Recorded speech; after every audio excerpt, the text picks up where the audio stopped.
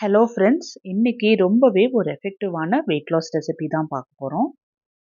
முடிஞ்ச அளவுக்கு 3 வேளையுமே கார்போஹைட்ரேட்ஸ் எடுக்க வேண்டான்ட்டு இல்லை, கம்மியாக எடுத்துட்டு ப்ரோட்டீன்ஸும் ஃபைபர்ஸும் அதிகப்படுத்திக்கலாம். இன்னைக்கோட ரெசிபிக்கு நான் 1/4 டம்ளர் பாசிப்பருப்பு எடுத்திருக்கேன். பாசியில் அதிகப்படியான ப்ரோட்டீன்ஸ், ஃபைபர்ஸ், விட்டமின்ஸ், மினரல்ஸ் இருக்குது. இது கூடவே 1/4 டம்ளர் கொள்ளு எடுத்திருக்கேன். 1/4 டம்ளர் கருப்பு சுண்டல் எடுத்திருக்கேன்.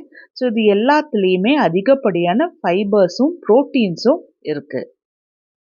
இது கூடவே 1/4 டம்ளர் வெள்ளை சுண்டல். இன்னைக்கு இந்த தானியங்கள் எல்லாத்தையுமே போட்டு ஒரு அடை தோசை தான் ரெடி பண்ண போகிறோம், அதுவும் அரிசி சேர்த்தாம. 1/4 டம்ளர் பச்சை பயிறு. தினமும் பச்சை பயிறு எடுத்துட்டு வந்தோம் அப்படின்னா நம்ம நார்மலாகவே சாப்பிட்ற குவான்டிட்டி அளவு கம்மி பண்ணி சாப்பிடுவோம். அந்த அளவுக்கு நல்ல ஒரு ஸ்டொமக் ஃபில்லிங்காக இருக்கும். 1/2 டம்ளர் கருப்பு உளுந்து, நான் தோலோடவே தான் உளுந்து சேர்த்திருக்கேன். உளுந்தில் அதிகப்படியான கால்சியம் இருக்கிறதுனால லேடிஸ் முடிஞ்ச அளவுக்கு நல்லா இது போல் உணவு எடுத்துகிட்டு வந்தோம் அப்படின்னா 40 இயர்ஸ்க்கு மேலே எலும்பு தேய்மானம், மூட்டு வலி, முதுகு வலி எல்லாமே நல்லா கண்ட்ரோல் ஆகும். இது 1 நாள் 2 நாள் சாப்பிட்டுட்டு நம்மளுக்கு சரியாகலைன்னு யோசிக்கக்கூடாது. இது நம்மளோட ஒரு லைஃப் ஸ்டைலாகவே மாற்றிக்கணும். 3லேருந்து 4 முறை இது எல்லாத்தையுமே நல்லா கழுவிட்டு நல்லா மூங்குற அளவுக்கு தண்ணி ஊற்றி காரத்துக்காக நான் 3 வரமிளகாவும் போட்டு ஒரு 8 மணி நேரம் ஊறத்துக்கு வச்சிடுறேன். 8 மணி நேரத்துக்கு அப்புறம் எல்லா தானியங்களுமே நல்லா முழுமையாக ஊறி வந்திருக்கு.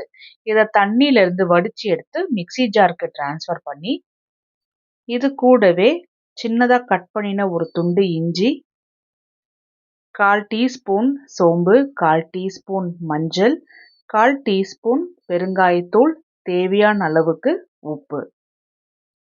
இதில் தேவையான அளவுக்கு தண்ணி சேர்த்தி நல்லா நைஸாக அரைச்சி எடுத்துகிட்டு வந்துடணும். நல்லா ஊறி இருக்கிறதுனால நல்லா நைஸாகவே அரைச்சிட்டு வரும்.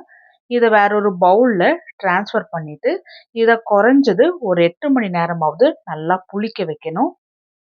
அடைக்கு ரொம்பவே டேஸ்டியான தேங்காய் சட்னி ரெடி பண்ணிடலாம். மிக்ஸி ஜாரில் சின்ன சின்னதாக கட் பண்ணின ஒரு துண்டு தேங்காய், சின்ன துண்டு இஞ்சி, காரத்துக்காக 2 பச்சை மிளகா, 1/4 டம்ளர் பொட்டுக்கடலை, ஒரு சின்ன வெங்காயம், ஒரு பல் பூண்டு.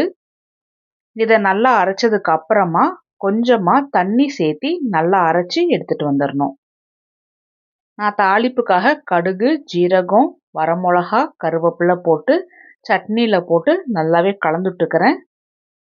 நான் அரைக்கும் போதே உப்பு சேர்த்த மறந்துட்டேன், அதனால இந்த ஸ்டேஜில் உப்பு சேர்த்தி நல்லா கலந்து விட்டாச்சு அப்படின்னா நல்லா ஹோட்டல் ஸ்டைலில் தேங்காய் சட்னி ரெடி ஆயிடுச்சு.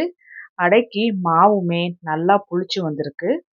பாருங்கள் எந்த அளவுக்கு நல்லா ஃபெர்மெண்ட் ஆகிட்டு வந்திருக்குன்னு. இந்த மாவு நல்லா கலந்துட்டுக்கணும், ஏன்னா எல்லாமே தானியங்களாக சேர்த்திருக்கிறதுனால நல்லா மேலே மிதந்துட்டு வந்திருக்கு. தண்ணி எல்லாமே கீழே தேங்கி நிற்கிது. அதனால எல்லாமே நல்லா முழுமையாக கலந்து விட்டுட்டு அதுக்கப்புறமா தேவைப்பட்டுச்சுன்னா தண்ணி ஊற்றி கலந்துட்டுக்கோங்க. தோசை மாவு பதத்தை விட கொஞ்சம் திக்கான பதத்தில் இருக்கணும். தோசைக்கல் சூடான உடனே தேவையான அளவுக்கு மாவு ஊற்றி தோசை போலவே நல்லா தேய்ச்சி எடுக்கலாம்.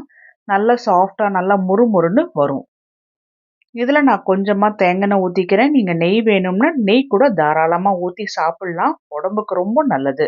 ஒரு பக்கம் நல்லா முருகினதுக்கு அப்புறமா இன்னொரு பக்கம் திருப்பி போட்டு 2 பக்கமும் நல்லா முழுமையாக வேக வச்சு தான் சாப்பிடணும், ஏன்னா தானியங்கள் நல்லா வேகிறதுக்கு லேட் ஆகும்.